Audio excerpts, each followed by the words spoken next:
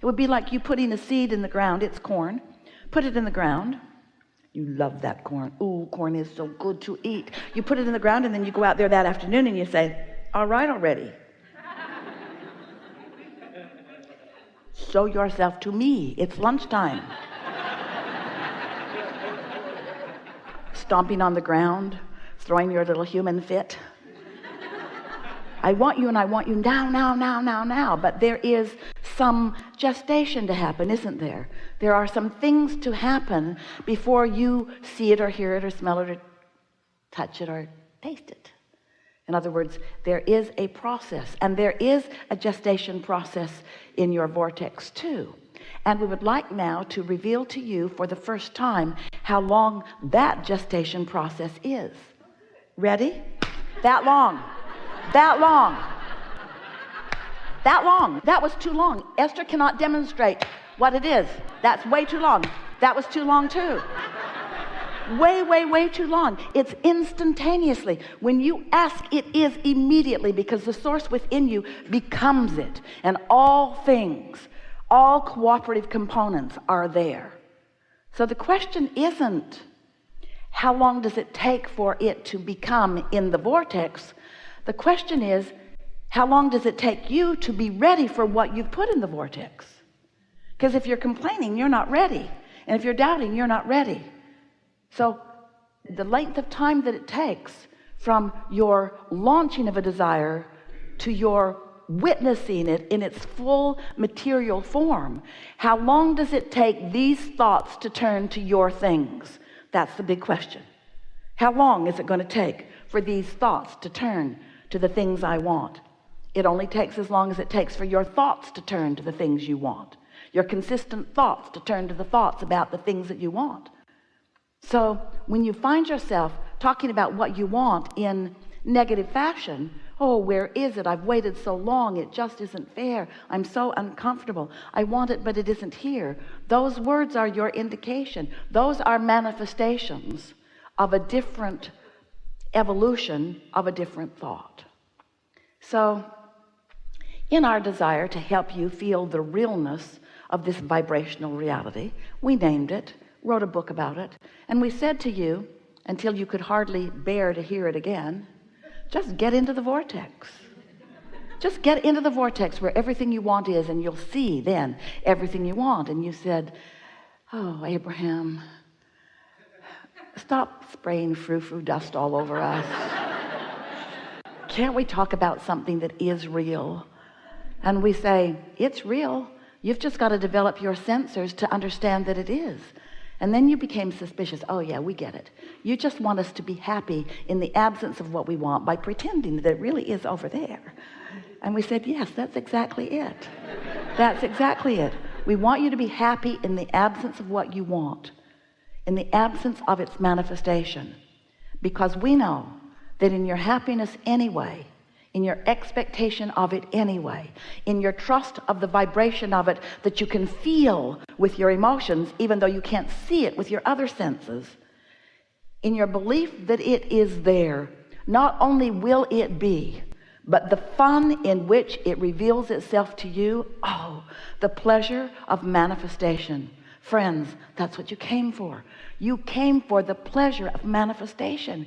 You came as creative genius to sift through this environment and come to your own clarity about what you want, not what somebody else wants, not what your family wants or your village wants or your culture wants, not what somebody else wants, what you want. You are the creator of your own experience, and you get to choose what you want. And when you do choose what you want, you've got to fully commit to the choosing of it. You've got to feel it as if it already is, or it cannot be, you see. So here's this vortex, and you listen to us. You read the book, some of you. You read the book. It's a really good book. You read the book. You read the book. You began to believe. And then you heard us say again and again, get into the vortex, get into the vortex, get into the vortex, get into the vortex. And then you began saying, Abraham, all right already. Just tell me, how do I get my money out of the vortex and into the bank? How does this vibrational reality become something that I can spend, something that I can really count on, something that others can see, something that somebody besides me believes? When's it going to be tangible? And so instead of asking you to get into the vortex, which is just such a lovely place to be, we know we're in your vortex and it's delightful. You are going to be so pleased with yourself about what you've put there. Enough to keep you busy for 20 or 30 lifetimes. Really, joyfully busy. So good in here. We think we'll just stay in your vortex and leave you alone today. Goodbye. How do I get this vibrational reality to be the kind of reality that I really want, the tangible one, the one that I feel like I've come here to live? And we say, it's much simpler than you think. You just have to become, even though you're not in the vortex, you have to become closer and closer and closer to what is in it. You have to believe rather than doubt. You have to feel exhilaration rather than sadness. You have to love rather than hate. You have to be a vibrational match to what's in it and who's in it. You have to be a vibrational match to the source energy who is there, you see. And so now, rather than asking you to get into the vortex, which seemed to stretch your mind further than you were able, we're now saying to you, become a vibrational match to what's in there, and what's in there will come out where you are. How do I turn the thoughts and the vibrations and the energy of the vortex into the physical equivalent? Well, you just line up with it. What we mean by that is, let's say you want $100,000 and you want it now. Or make it 200,000 or 300,000 or 1,000,000 or whatever it is that you want. Choose it. It's yours. If we were standing in your shoes, we would choose big. You don't choose big because the bigger it is, the more you doubt it, which is just foolish, given what we've just told you. It doesn't matter how big it is. If you believe it, it will be. It is as easy to create a castle as a button. It's just a matter of wanting it and not blocking it with doubtful thoughts. And the reason that you think buttons are easier is because you don't doubt the buttons. You don't push against the button thoughts so much. You look around, there's buttons everywhere, buttons everywhere. Everybody's got a button. There's buttons everywhere. There's boxes of buttons, buttons on the floor, buttons, buttons everywhere, buttons, buttons, buttons. I don't doubt buttons. I know I can have buttons. I just don't want buttons anymore. I don't really want any buttons. I want a fortune. I want a fortune. I want a castle. I want magnificent things. Well, it is as easy to create magnificent things as the things that you deem insignificant, but what you must do in either case is not doubt them. So if you don't doubt the insignificant things, they come easily, but the significant things, you say, oh, I have this issue. I have this issue that I want to talk about. And we usually say to you, that's the last thing that we are going to make any progress on, because since it's your issue, it means you've practiced vibrations against it, which means it is not likely, even though we offer perfect words and give you exact answers to every question, every time, no matter what, you can't hear them if you're not in the vibrational vicinity of them, you see. So let's say you want $100,000 and you want it, need it, want it, need it. You want it and you want it to come quickly.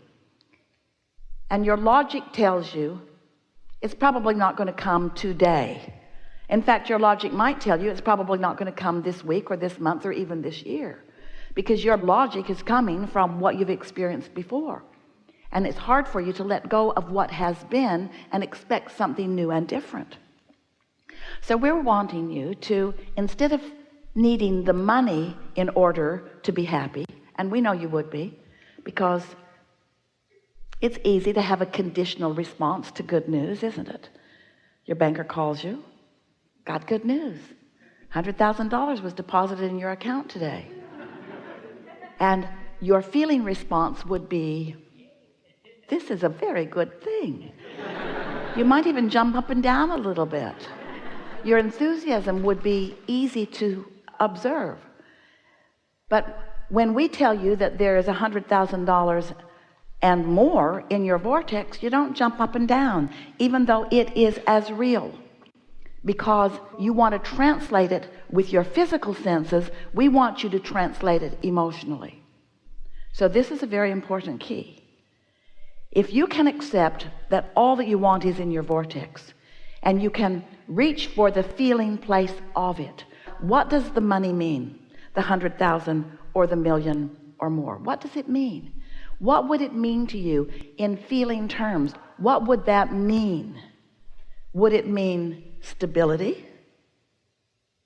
Would it? Come out and play with us. Would it mean stability? And what does stability feel like? Stability feels like freedom, like ease. It feels like fun. But stability is one thing. Fun is another thing. Freedom is another thing. So let's just explore all of them. Stability feels like confidence, feels like sureness. It feels like steady, doesn't it? And freedom feels like exhilaration. It feels like free flowing. It feels like, give us words for freedom. What does freedom feel like? Freedom. Choices. No boundaries is what the absence of freedom doesn't feel like. When you say it feels like no boundaries or feels like freedom from bondage, that's not really getting the vibrational essence of it. But when you say freedom feels like, maybe there aren't even any words, but can you find the feeling of freedom? So you wake up, you've got all this money. What's the first thing that comes to your mind under those conditions? Choices. Choices to do what? Choices to do what? Choices to please yourself, yes? Choices to be what you want to be and do what you want to do and go where you want to go and have what you want to have. That freedom to be, that freedom that you are born being, that freedom that you innately are, that freedom that your inner being is standing in the middle of your vortex, gathering all of the cooperative components that will flesh out to evidence that feeling of freedom to you. So now, we've done a pretty good job of feeling what freedom feels like. And so for a while, you are floating around in the vicinity or inside your vortex. You are in the receptive mode of it. And if you maintain that, then you know what happens with the thoughts that have already turned, those energies and vibrations that have already turned to those thoughts that you just spoke to us. You already began the creative process. You already started turning those vibrations to thoughts and those thoughts to things just with this conversation that we've just had.